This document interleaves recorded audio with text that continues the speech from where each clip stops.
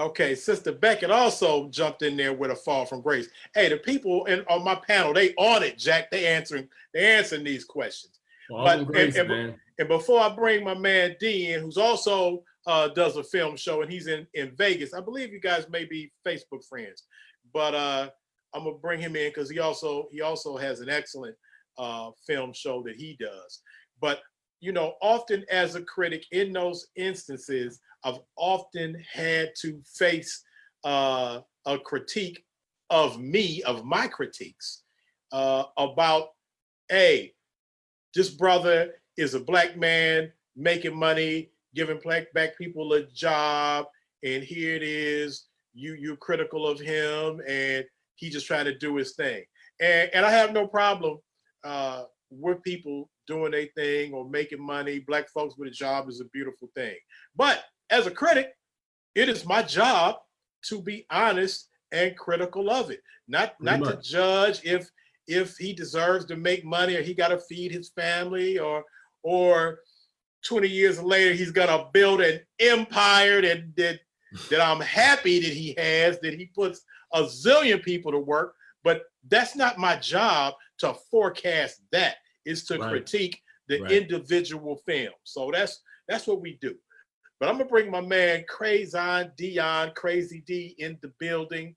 A brother who definitely has insight on the things that we're talking about right now. And let's see if we get my brother. There he is. That's my brother. Let me see, waiting for his audio. Look at that. See, he trying to do us with the background. His background is outdoing mine. Mine is kind of static. He banging on his.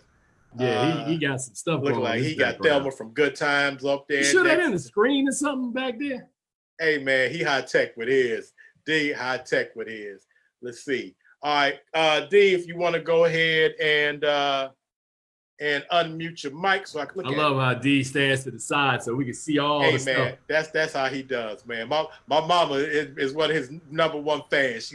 He come on. He's so cool when he break it down. The Film Review Life channel. All right, I'm about to come check you out, bro. See, there you go. We gonna put it together, make it happen. That's what we do. All the way from Vegas, a Chill Talk regular, my man Crazy D. What's going on, D? What's going on? Can you hear me? We can hear you. Yes. First of all, great show, Chill. This information is being put across about black film. Tim, it's an honor to meet you. You know, you're doing big things. You're a critic. You're in all organizations that we all hope one day to be involved with as a film critic. So my first question for you is, why are there still blacks who want to go into Hollywood when D.W. Griffith, Douglas Fairbanks, Mary Pickford, and Charlie Chaplin with United Artists made it clear unity wasn't going to be with American blacks, especially when you have the legacy of Oscar Micheaux? Why are there so many blacks that want to still go into Hollywood? Well, I mean, you know, UA, man, was formed in 1924, man, with those 4 artists. And you talked about D.W. Griffin. That was 1914, 1915. So that was 105 years ago. Man, I think to answer your question in the best and most possible terms, man, is that the game has sort of evolved over time, right? So if you really look at the history of film, because I was talking about this earlier, you understand and know that Oscar Micheaux. Well, let me back up before I answer this part. If you really think about the history of film, which I don't know if a lot of people know, you know, Thomas Edison created a phonograph, man, in the late 19th century, right? 1890s, right? And in New York, you had all these folks that had these vaudeville, Nickelodeon type shows. And Edison had the technology, and he sent in these tough guys, man, and chased these folks out of New York, and they all went out to the West Coast. So you had a lot of Eastern European Jews, you know, that went to Hollywood before it was Hollywood. They created the term Hollywood, but they went to Los Angeles, and they were the titans that started what we now know as the motion picture industry. You know, the Fox brothers, you know, that became 20th Century Fox. You talked about UA with Chaplin, Pickford, Fairbanks, and there was one more person that was in there that you named. But yeah, you're spot on. But all these Eastern European Jews created what we first saw as a studio system. And you think about an Oscar Micheaux, who was probably the most high-profile African-American of that time.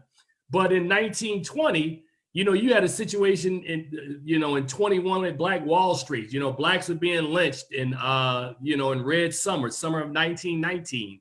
So there was no way at that time that Micheaux would be considered on equal footing with those guys who became the forerunners of what we now know as Hollywood, right?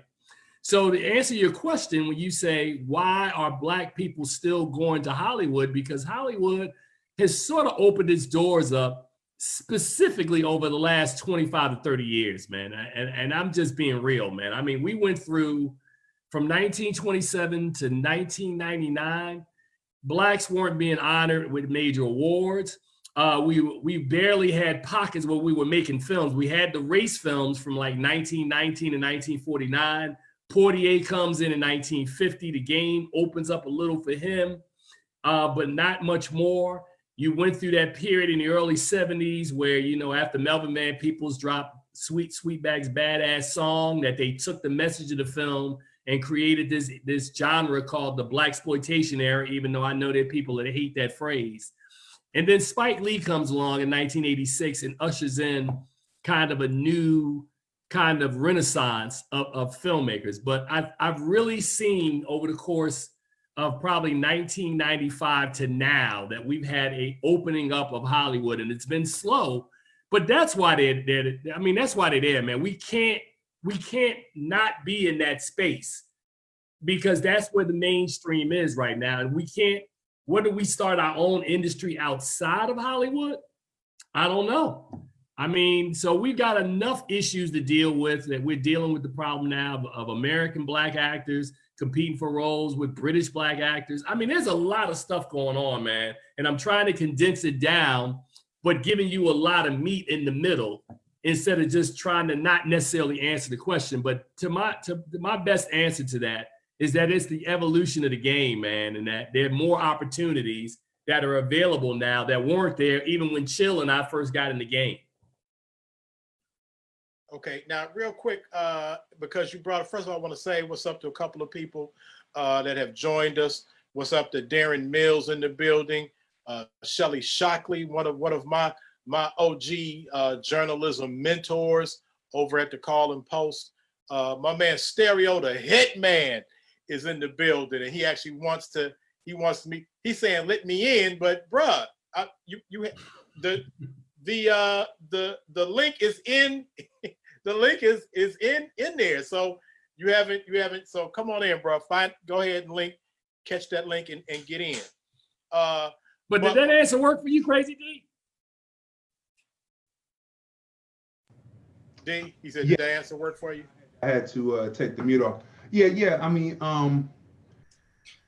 just my looking at it is that I'm looking at Oscar Micheaux, and I'm looking at the through line of all that. Like a lot of that Blaxploitation was Jews and Black people working together to produce those films, really, right? Ron O'Neal, Superfly, Caramoo, Cleveland, Ohio. Cleveland, Ohio, the land. Big ups to the land. He was on a Black Reels. They have a YouTube presence. Brothers out of Philly. I know them guys. Yeah. And Ron O'Neal, they have a piece with Ron O'Neal where he talks about that it was the NAACP president at the time that had a marketing company who lost the marketing on Superfly, being able to distribute it. So he came up and coined the phrase Blaxploitation because he didn't get the dollars from it. So really, Ron O'Neal said that a lot of the Blaxploitation, but in particular Superfly, was the Black man riding off into the sunset in his El Dorado like John Wayne rode off into the sunset. It was basically an urban, I hate that word, but urban Western and he actually rode off into the sunset. And when you look at a lot of what was coined Blaxploitation, and then he also says that Cicely Tyson got involved because she had Sounder, and Sounder didn't pop any popcorn.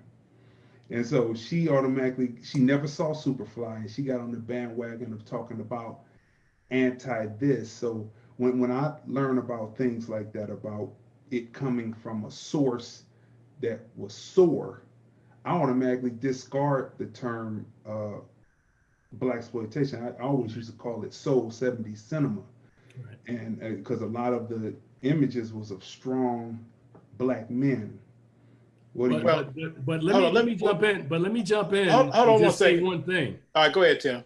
I was gonna say, don't dismiss Melvin Van Peebles, and I brought that up earlier. Sweet Sweetback's badass song. I was getting ready to mention that. Go ahead. Right, because the reason why that whole genre, whatever you want to call it, soul cinema, exists is because when Melvin made that movie and for the first time showed a black man in power, and at the end, he doesn't get caught, he doesn't make friends with the man, he escapes and he does his thing.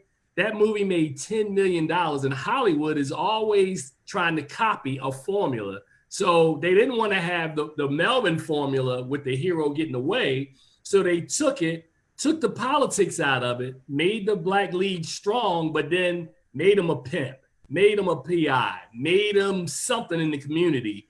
So Hollywood took that, perverted what Melvin Van Peebles created in Sweetback, and in turn gave us a Superfly, gave us a Shaft, gave us all these films that were in these genres. And then they gave us a lot of films that were mainstream films that they came and put a black slant on. So you had Blackula, which was supposed to be Dracula, Blackula.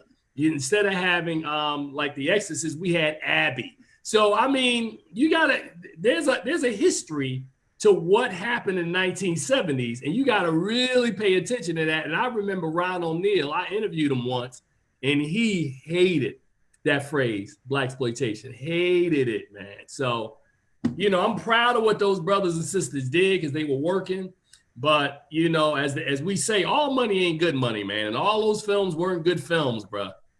You know, I saw a film one time called The Candy Tangerine Man. Did anybody ever see that? Yes, I thought. Sounds familiar. What about Black Shampoo? Yes. I'm just trying to tell. I watch a lot of movies, man. So I'm telling you, I've seen some stuff. But go ahead, Chill. Did you see Monkey Hustle? I did see Monkey Hustle. Okay, no, but one thing I wanted to bring up though is that, you know, and I also got a chance to talk with Melvin Van Peebles, and Melvin Van Peebles always saw Sweetback's badass song as a revolutionary film. Yep. A revolutionary film. And I didn't want to pass the fact that you brought up, and Crazy D came back and brought up Oscar Micheaux. Right. For people that are watching this, if you are unfamiliar with Oscar Micheaux and his work and in the time period that he was doing the things that he was doing in film, it would behoove you to go back and do your research on Oscar Micheaux.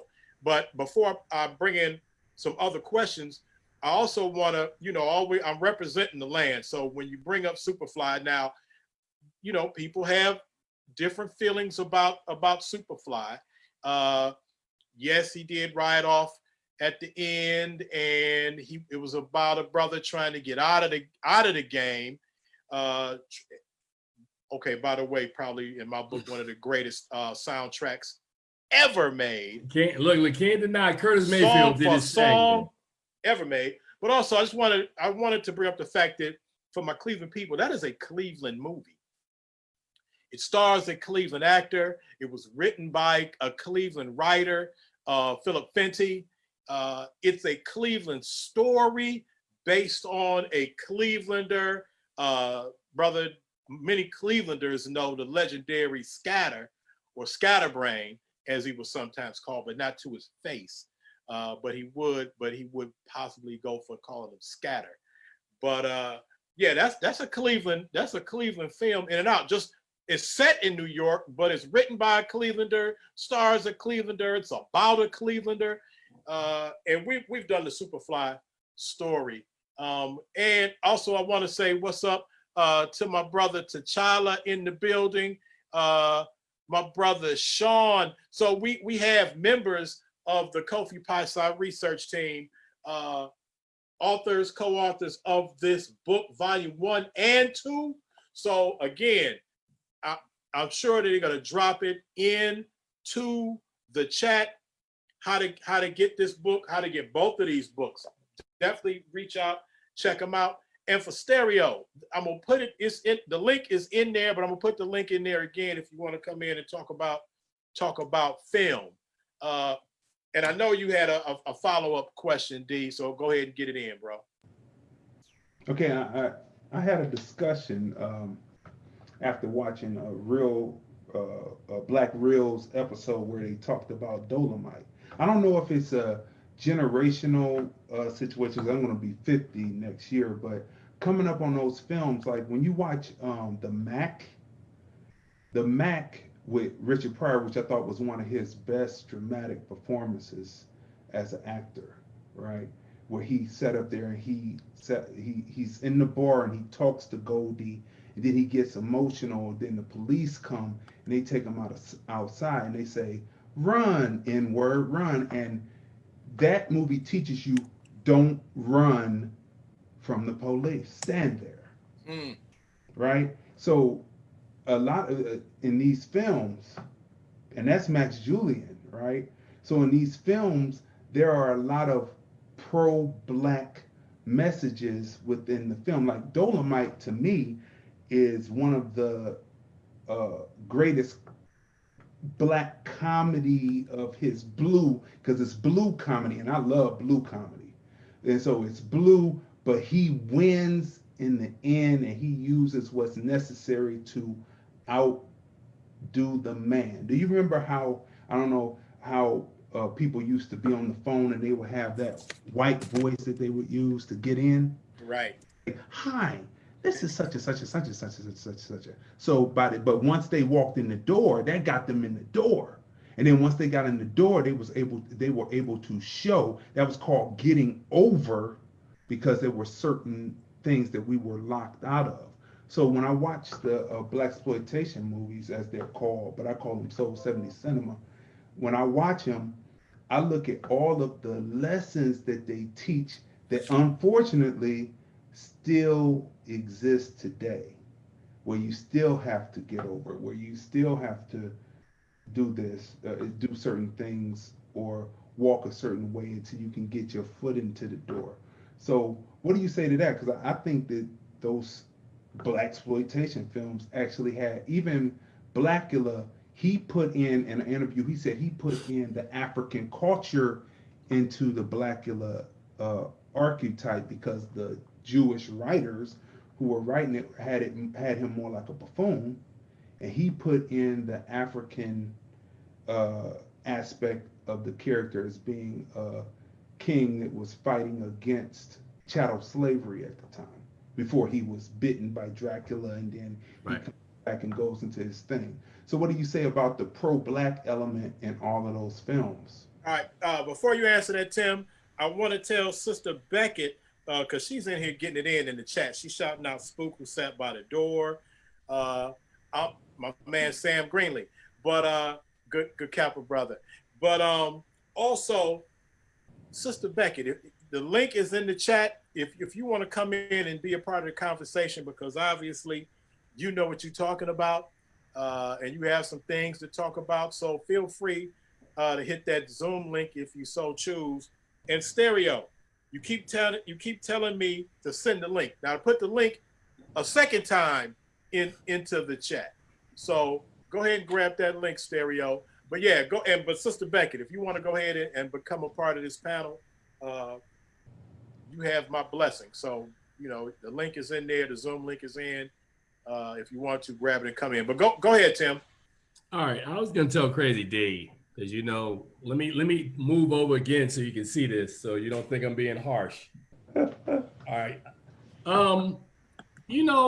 I appreciate William Marshall, who played Blackula, you know, adding elements to kind of, at that point in 1971, 72, 73, embrace more of the African culture.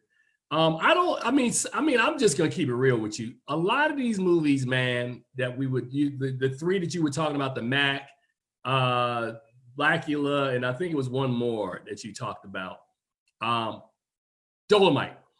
I understand the importance, like Eddie Murphy, they just had the Netflix film that was released about 6 months ago, which kind of told Dolomite's story, you know, not necessarily a biopic, but kind of like, you know, them letting you in on what Dolomite's motivation was. I'm not sure, because I have to say, I don't know how true it is. Like, did they enhance it or enhance the story arc? Did Dolomite really pay a dude who was a no-teeth ex-wino to tell him story? I don't know. I don't know if that's true or not. But that film and what was the second one? There was one that you like. Those the Mac. A lot of those films, man, were well-meaning in 1970, whatever year they came out. The Mac, I think, was 73. Dolomite might have been 75. A lot of those films, man, just to me now, almost, I'm not going to use the phrase unwatchable. I think the Mac, when I watch it now, the Mac has so many great lines in it, man, and the performances of like you said, Richard Pryor and Max Julian. But, you know, I was just having this conversation with somebody a couple of days ago about how I watch the Mac now, and as a 50-plus-year-old man, that it resonates differently for me now than it did when I watched it 20 years ago. I don't remember watching the Mac in theaters. My parents, I was too young. My mother and father would not have let me go on to see the Mac in theaters in the 70s, man. But I just think that these movies, man, they represent a time. But a lot of these movies, man, like I said, technically just don't hold up. And if they release those movies today, we wouldn't have these amazingly fond memories of these movies if they were released today, technically the way they were made. Because there are some movies from the 70s that hold up pretty well. Lady Sings the Blues holds up pretty well. Claudine holds up pretty well. Cooley High, absolute classic from 76, man, it still holds up.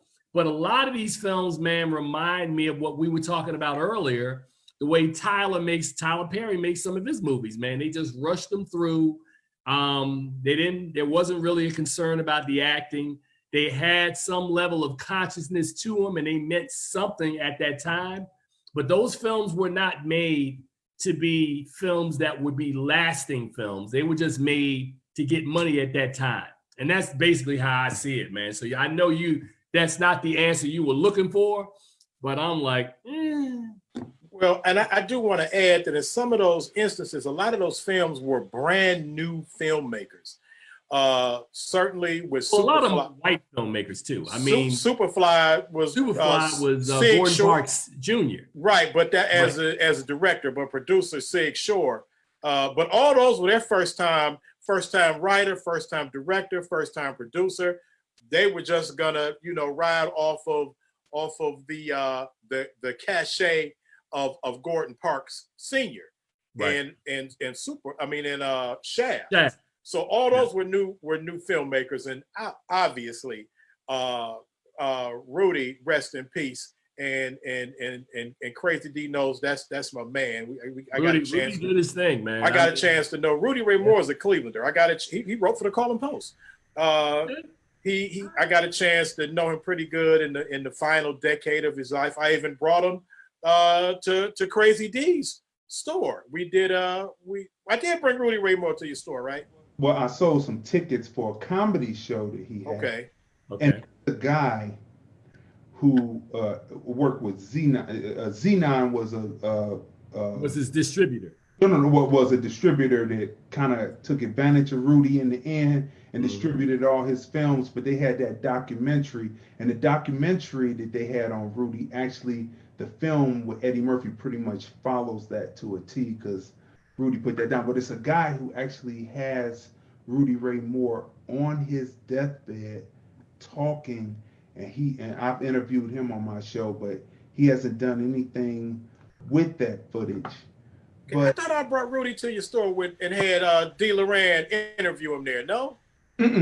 What wasn't my store, but he actually came another time when I was tickets for his comedy show. And if I had known that he was in Akron at the time, I would have made it up there to where he was in hospice and had interviewed him, because I did not know that those was his last days in hospice in Akron. That's a hop, skip, and a jump. Yeah. And big ups to my brother Delvis Valentine, who was like his other son, who connected me to Rudy. And I spent a lot of time with him in the last half decade of his life, and got a chance to know him, his daughter, his son. Man, he got a son, and they call him Stoli Mike.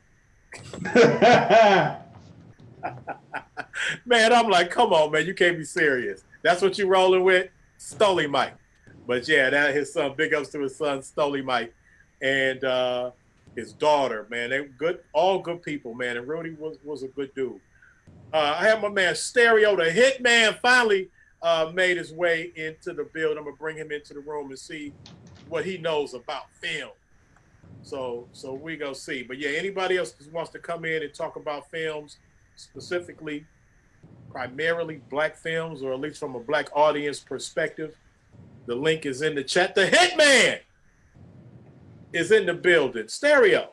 What's going on, man? I made it. What you know about? I saw your man in there had some words for you. Your man Sean.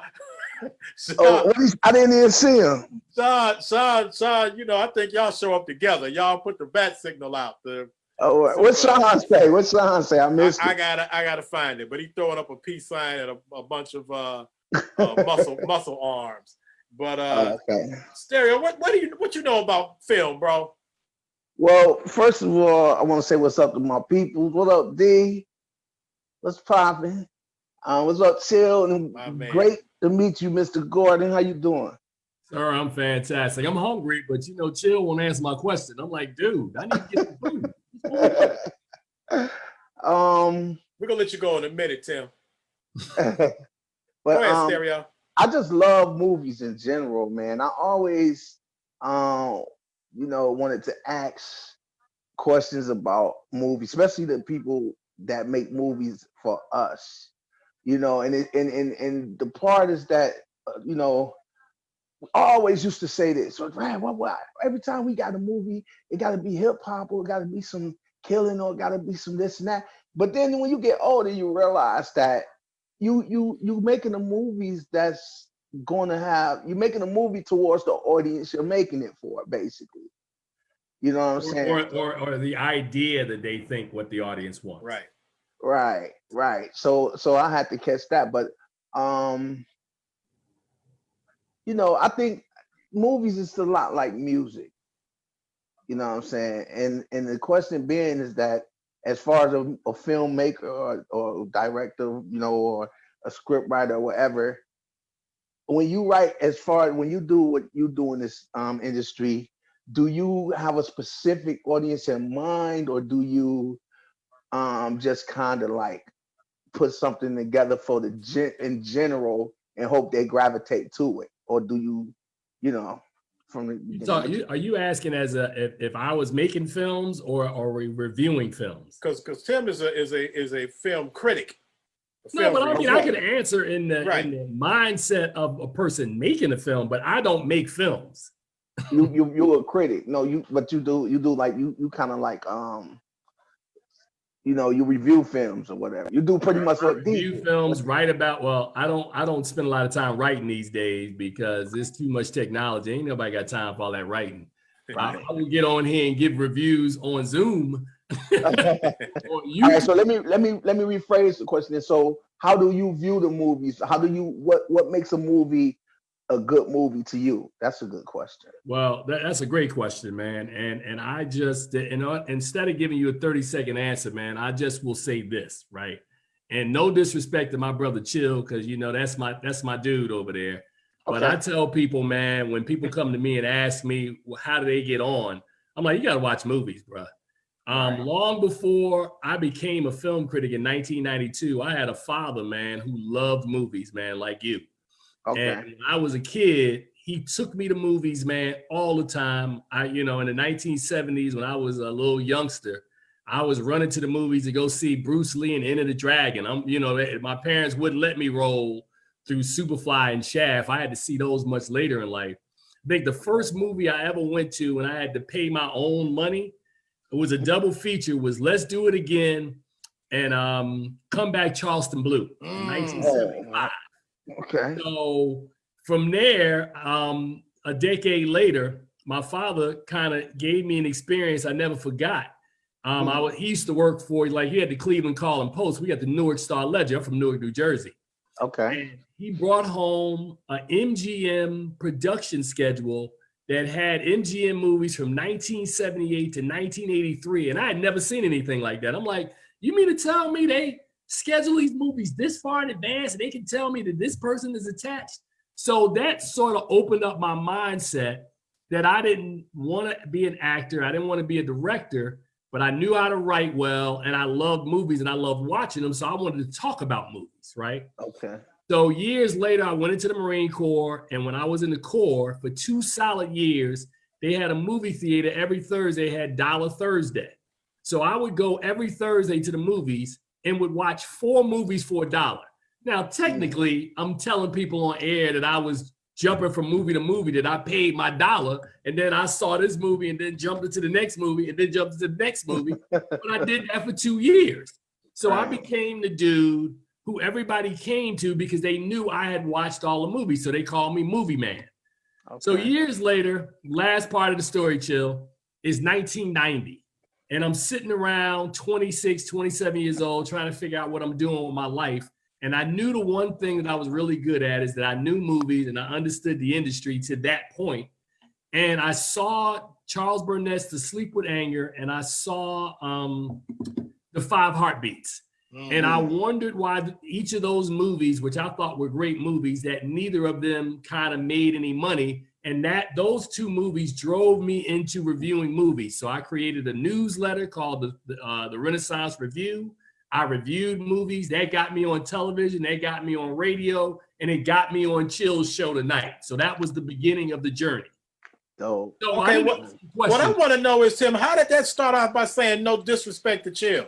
What was the because again, the joke for people who know me, my nickname 25 years ago, they used to call me Tim 10,000 because I think I've watched at this point now closer to 20,000 movies in my lifetime. And I always get on people who want to get in the game that don't understand the history of the game. You don't watch movies. You don't know Oscar Michaud. You don't know about Hallelujah. You don't know about not just classic Black film, but you got to watch all the movie and then understand. So you heard me talking earlier about Turner Classic Movies, right? Mm-hmm. So I've curated films for 25 years. So Turner wants to put a series together where you rolling out a white actor every day with 12 movies. I put out a Black actor every day with 12 movies. So by the time we get done, I've put people on the 370 movies in the entire month of August, from Portier, Viola Davis, Jamie Foxx, any other Black actor that we featured this month. But to answer your question, Stereo, what I look for in a movie, man, is I look for, if you think about real estate being location, movies are about story. So it's not just a movie. It could be a record. It could be a play. It could be television. If you got a whack story, you can have the best actors of your generation in it. They can't save a bad story. Right. So you got story, you got execution, you have how music is used in the film. Does the music put the mood, put you in a certain mood, move the story along? And then finally, it's the performances, man. Like, what are these actors giving you? Are they believable? Or are you watching them like we talked earlier about Fall from Grace? Hey, man, you got them handcuffs on. Stay on that car. I'll be back. It's incredible, bro. So, I'm still not sure how that started with no disrespect to Chill. Man, I don't know how many movies you don't watch, Chill. Well, let me say thank you for that, and let me answer Chill's question that he asked me when I first came in. He said, "What do I know about movies?" Well, in my hand, just luckily, I have a script to a movie that I wrote called Sweet as Me. And I'm bringing it to Cleveland. I'm in Cleveland Friday. I'll be there about 3 o'clock Friday. But it's a movie that's based on. Okay, well, let me tell you where I got the information from in general. Well, I was all my life growing up, I would hear stories about this one dude named Boxing Betty in New York who he'll put candy on your bed, and if a dude take it, he knocks him out, and he take his Yeah, everybody business heard with him. about Boxing Right. Betty. And then so then in New York they got this dude named Dead Arm. He's another guy, criminal, and he'll knock you out in jail and do whatever. So I say, you know what? That's crazy. Those stories kind of stuck with me because I found them fascinating. Like that, this big dude, he gay, this big guy, he knocks somebody out. So it made me build this character named Sam. Sam is called, the name of the movie is called Sweet as Me, and the character's name is Sam. But he's a flamboyant gay guy, but he fights like Tyson. He's incredible. So it's the story is about his whole life and how he was raised. And long story short, real quick, father was a gangster. His grandfather was a gangster. His mom had him. She was pregnant. His father thought she cheated on him. He went out in the street, and to take care of that, his grandfather was like, no. He said, you a gangster too. You know, we got to handle our business. This dude cheated.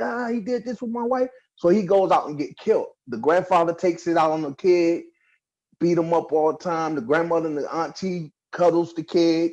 He plays with their purses, plays with their high heels, end up being gay. End up being chased home every day from school, blah, blah, blah. The story is dope. And he's a flamboyant, funny guy.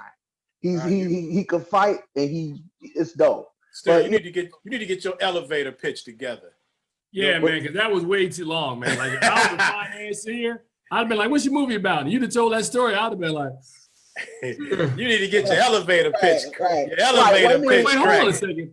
What is behind Crazy D, and why is there a woman on the ground and somebody getting stomped on? What is this movie behind you, Crazy D? I think that's a Crazy D movie. Yeah, the dopest movie. I think that's a crazy. And I saw my girl Poison Ivy in one of them shots back there.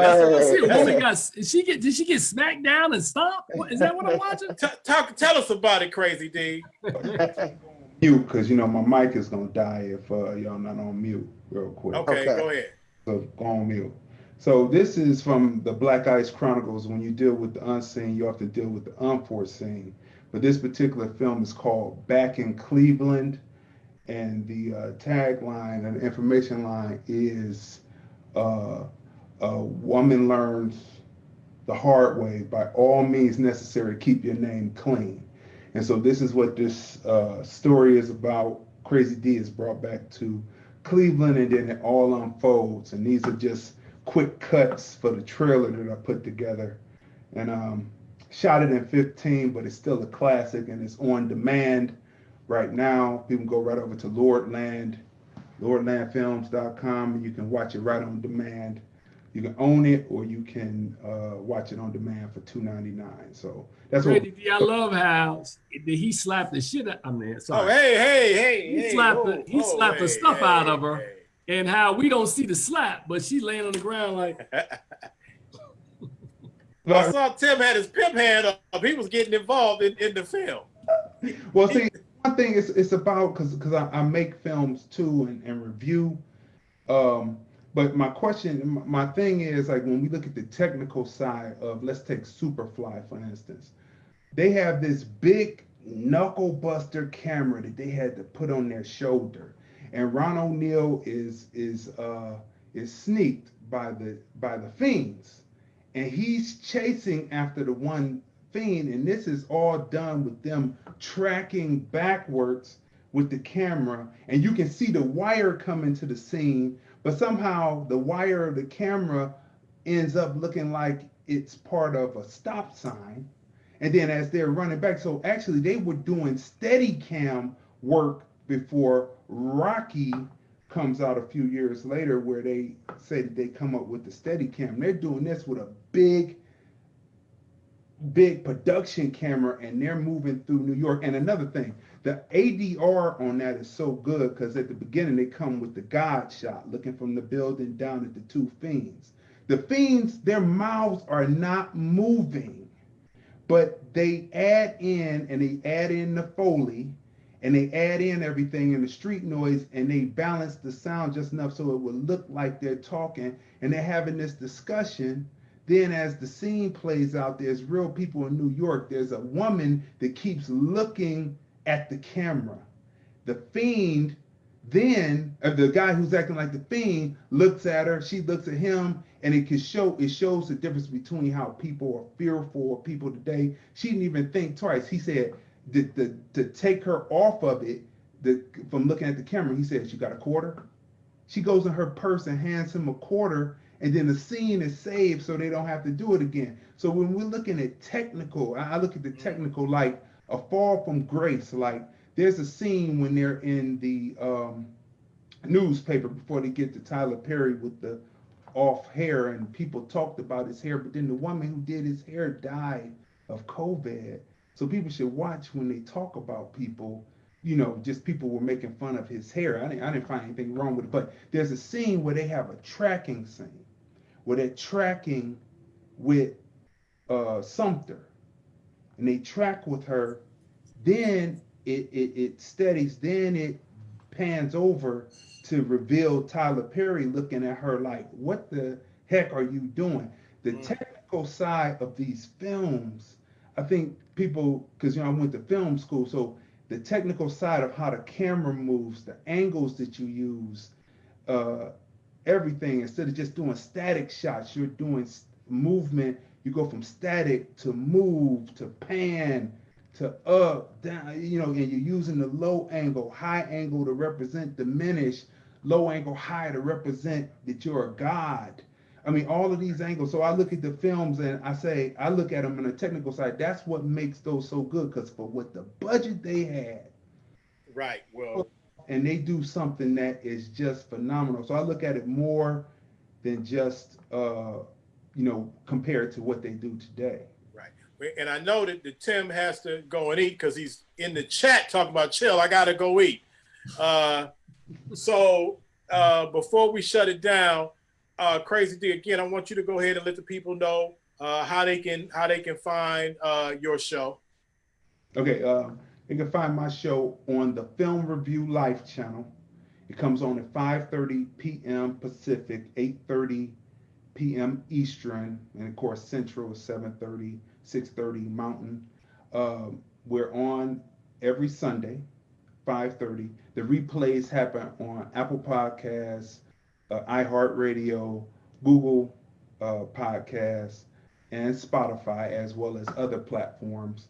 And of course, the replays also happen on Instagram, on Crazy D Film Dude. And so that's how you can reach me. We do movies, music, culture, politics, society. So we review how movies and music represent what's happening in the society, and how the culture and politics drive film. And that's what we review. And so I'm honored to be here with Tim, because he's doing his thing. And my last question for him is, what's your top 5 of black films of all time? Your top 5 black films of all time. I know that Blaxploitation not gonna be in there. I don't know why, but top 5 films of black films of all time. Come on with it, Tim. Brother put me on the spot, man. Come on with it, Tim. I'm gonna tell you, you're gonna be surprised at number 1. Number 1 is probably a film that I have watched literally 100 times or more, and it's from 1961, and it is Raisin in the Sun. Sidney Poitier's absolutely drop dead best performance. Should have won the Oscar for that instead of that thing they did in 1963 that Newman should have won. Paul Newman should have won for HUD, but they gave it to Sidney. So for Lilies of the Field. Lilies of the Field, which is not one of my favorite. You build a chapel, I build a chapel. Heat of the Night was released the same year as Lilies of the Field. It was not. Are you positive about that? Lilies of the Field was 19. Oh, no. Excuse me. Guess Who's Coming to Dinner? I'm sorry. And Guess Who's Coming to Dinner were all in 1967. Guess Who's Coming to Dinner. But wait a minute. That's number 1, right? All right. Number 2, man, this is tough, man, because the movie I don't even think it's Spike Lee's best film. I think his best film is Do the Right Thing, right? Okay, but what's the film you repping for? But the film I'm repping probably again features the best performance of this actor's career. And if you watch Malcolm X in 1992, Denzel Washington carries that movie for 3 hours plus. He's in almost every scene of Malcolm X. And people don't remember the tremendous pressure he was under, him and Spike Lee, to get that movie right. He had to fly to Chicago to meet with the Honorable Minister Louis Farrakhan to make sure that you were going to represent the nation and Malcolm well in that film. So that would be number 2. And he, before you go to number 3, he also got so far into character. When he yelled cut, he still was in character. Oh, big time, man. Well, I mean, that's how Denzel get down anyway. But man, Spike said, man, in a recent interview that Denzel Washington, a year before he started that movie, he stopped eating pork. He learned Arabic and the Quran.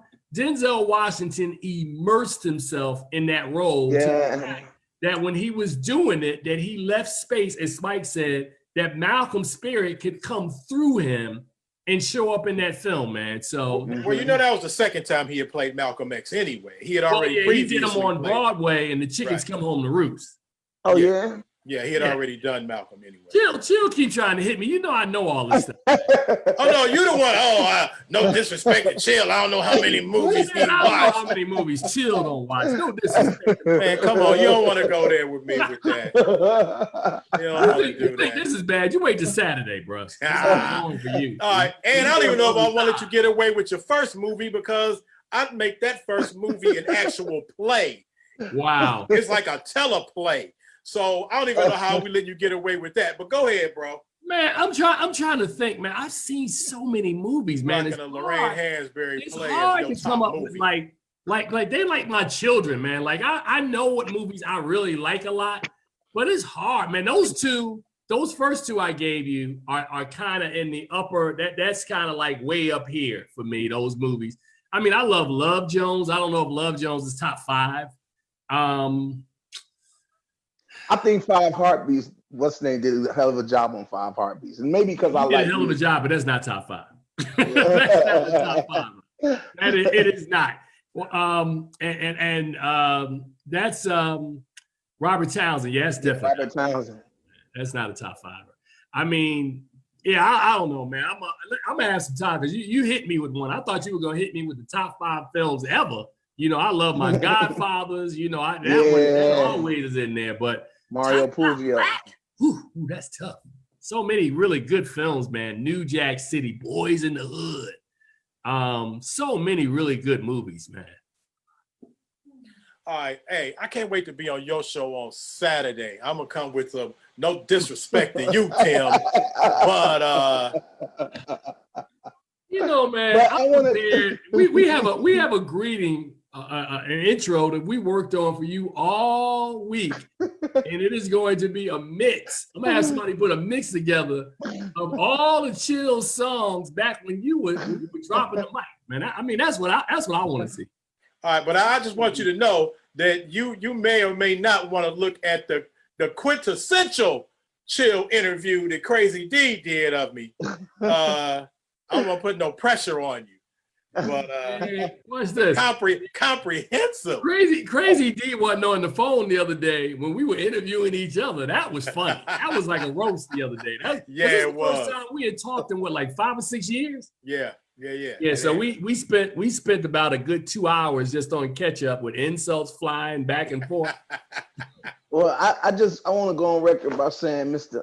Gordon, that this is my first crack at actually getting this movie really popping, but it's a great script. I'm not a pitcher on the movie. I can just tell you that it's real dope though. The script is crazy, and I'm a few people ready to look at it and all that. So I'm gonna see what happens. But it's dope. Hey brother, tell your story, man. I mean, there's so many folks, man, who had a dream. If you got a story to tell, man, tell it, man. But Chill is a good resource, man, because if you let Chill read it, Chill will tell you, all right, maybe you need to go back and do another rewrite on this thing, man. But So you gotta I mean, there's no disrespect on having your stuff rewritten. There are people, man, that have worked on scripts. And I'm on my eighth rewrite of 3 different joints. Yeah, I mean, come on, man. My own That's the game, joint, bro. You know, if you want your message to be out there and have it resonate, you got to get that thing as tight as possible. Crazy D showing like y'all better recognize. I'm out here making movies already. Y'all better make some movies, man. Like y'all better recognize. Well, I don't know. All I got is some pictures with some celebrities, man. That's all I got. I ain't got no movie scripts. I know that. Everybody's basically from Cleveland, but Marcel Dorsey is the guy that had to do the script. He got a couple movies, I know Marcel. Yeah, Marcel dope with the writing. He's dope Marcel. with the writing. Yeah. So he did the writing. He wrote the script for me. I just told him the story and gave him the, I thought you wrote the script. Okay, you told the story. No, I wrote I created the story. This man gotta go eat. Tim, what you eating, bro? Okay. What you getting ready to eat? Well, hold on a second. Love, what am I eating? What you eating? Oh, I got beans and cornbread. I got some El Salvadorian chicken over here. Oh, you're getting fancy over there. Hey, bro. You see it right here. Look. Even in red. All right, Tim, for you interviewing me on Saturday, where is this gonna be live? Are you taping? Or you do? Oh no, we're gonna go straight to. We're gonna do it. It's not gonna necessarily be live, but it'll be on YouTube. So Saturday afternoon, you can shoot it out to everybody. Because as soon as the show is over, it process. You know the process is with Zoom. Okay, so you have it out. Yeah, so you're gonna be, I think, on episode, I want to say 413. Because you know my show, we've been doing our show, man, since 2009. So you know we got episodes, man. Was that a diss too? What, man? I don't know how many shows Chill got, but we got 5,027 shows. You're gonna be on 413. Wilson Morales will be on the show on Saturday. Wilson's gonna be on the show that I'm on. And since we're gonna be talking some hip hop, I'm gonna bring another dude on who I'm not gonna tell you that we're gonna have some hip hop conversation. So I can do that too. I know you can do that, man. I should call up Schoolie D and get him on since you was like, man, ain't nobody listening to no PSK. That is not what I said. What? So I told my boy today. He said, man, because I listen to PSK. I'm making it plain. Everybody says, what the hell does that mean? P is for the people who can't understand how one homeboy became a man. I never said nobody was listening to it. I'm saying this because when I brought this up the other day, I said it didn't make the charts. Man, ain't nobody listening to that thing. That is not what I said. I said it didn't make the charts. That's what made Ice-T. That's what made Ice-T write 6 in the morning. That joint right there. Yeah, Schoolie. I mean, I know the lyrics to PSK. Yeah. Chill. The dope artwork, the dope cartoon artwork he did himself on the covers. I did a show at the Fever right after Schoolie D. So Crazy in Stereo. I just have to apologize to Chill because the running joke was when we first met. He told me he rapped. I was like, man, you look like Puffy. And that was our joke for years. I was like, so I didn't. Is it true? It's true that you said it. Yeah, yes. But go ahead. So I was saying that. Yeah, you did. He called me Puffy for like 5 years. And I finally had to put some respect on his name. He is a pioneer. So Saturday we're gonna give him his props and salute him because you have never been on my show, man, in all the years we've ever done this show. I have not.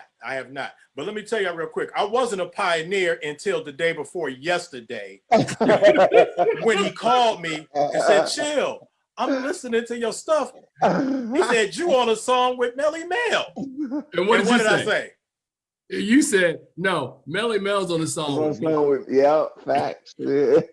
And I became a pioneer to him 2 days ago when he heard Melly Mel on my song.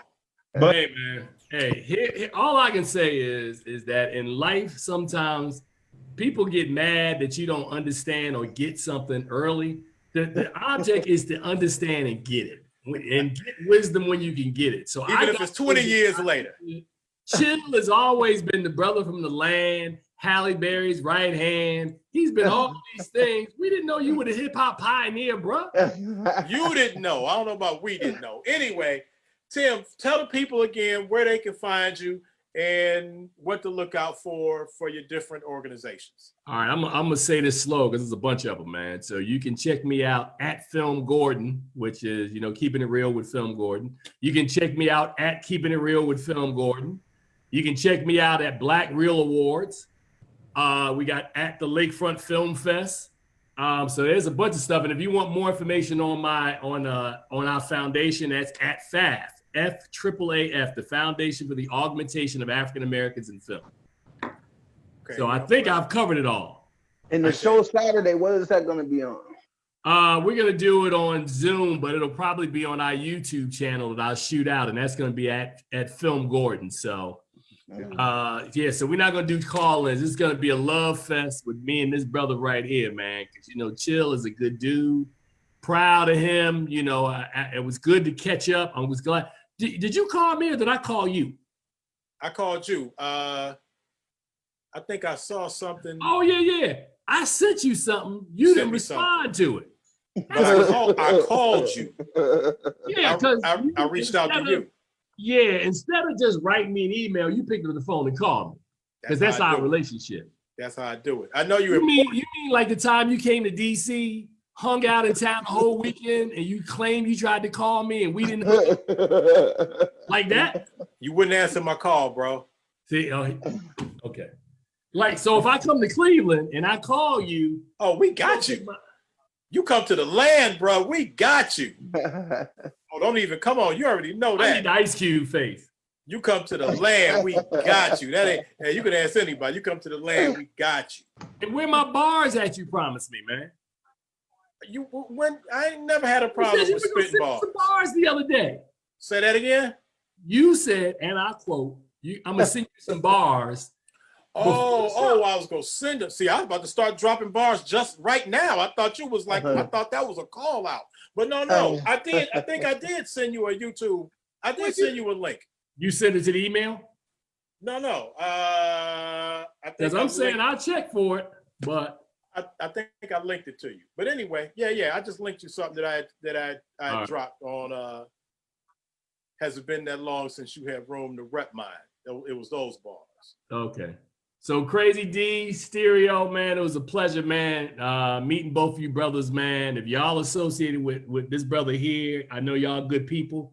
Chill, you know, I'll see you in a couple of days, man. And we need to get up and talk because, like I said, I had a meeting tonight about the Black Reel Awards that we're going to need you to be a part of that come next April. So we'll talk. All right. And we'll get involved. I'll take your advice and I'll register since Sean is on the board of you need to be in the room, brother.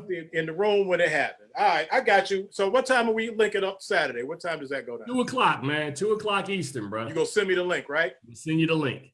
All right. Hey, Stereo, the Hitman, Crazy D in the building. My brother, Film Gordon, Mr. Tim Gordon, holding it down in the district. Is he from DC or he from Cleveland? He from Jersey. Man, I'm from Newark, New Jersey, the place where who killed Malcolm X? That happened in my town. He in Newark. He from Newark. The brothers in Newark. Oh, okay. You from Newark. Okay. Okay, here's one really, before I let you go, Tim, I gotta, rep my people. You know, my cousin, rest in peace, my old cousin from Newark. He's the father of street pimp hustler literature, and he's from Newark. You talking about Nathan Hurd? You're doggone right. Howard Street, because last name Hurd. Watch this. He wrote what? Howard Street. What street was I on? Was you on Howard Street? I grew up on Howard Street. Okay, there you go. That's why I knew who Nathan Hurd was, because before my father passed, we had a conversation about that book, and that was the last conversation we had, because he grew up on Howard Street as well. That's right. Yeah, and his daughter, my cousin, Natalie Hurd, is holding down his legacy. Related to Nathan Hurd? Yeah. Wow, I didn't even know that, man. You learn something new every day, man. Yep. The OG is street lit, before Iceberg Slim.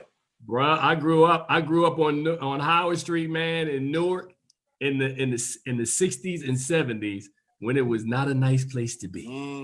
No, Nathan Hurd, author of Howard Street, House of Slammers, a couple other joints, but yeah, one of the founding fathers of the street lit Wow. pimp hustler game on literature. Before Iceberg Slim, Before Donald Goings. before Donald Goings. Before Iceberg. That's what I said. Before Iceberg Slim. Before Iceberg. Just by a little bit. Yeah, But, so I know how proud you are of Cleveland, man. We need to talk about the legends that came out my city, man. I mean, you know, growing up where Whitney was around the corner, Whitney Houston, and seeing Bill Bellamy at Club 88. I mean, just, you know, Jeff Friday from ABFF is a year younger than me. He was in Newark, man. There's a lot in it. Michael B. Jordan went to Arts High. Red Man, Naughty by Nature. Yeah. Oh no, I got Queen good. Latifah went to my high school, man. I'm telling you, bro. Orange. We had bangers, man, back in the day. Oh no, big ups to Newark, man. Newark. Yeah, I was thumping out there then. Yeah, man. Medina. Yeah. Medina. The Brick City. On the Yeah, moose. Brick City. That's Medina. But yeah, no. Hey, Tim, we're gonna get it in on Saturday. So send me All right, bro. the link. Hey, bro, you know I love you. Always Love you good too, to talk bro. to you, man. My brothers here on the panel always appreciate you. Hey, we up out of here. Make sure you go ahead and share this. If you didn't donate to Chill Talk or support it, hey, we'll get you next time. Right. Hey, Stereo already owed me a Cash App money for giving him a lightweight metal netcher lesson. Yeah, he did give me a lesson. What's that, day before yesterday? Yeah. He said, man, I'm a Cash App you something. Yeah. Okay, all right. Anyway, Crazy Stereo. Y'all take care, bro. we up out of here, y'all. No Peace, doubt. love and light. We gone.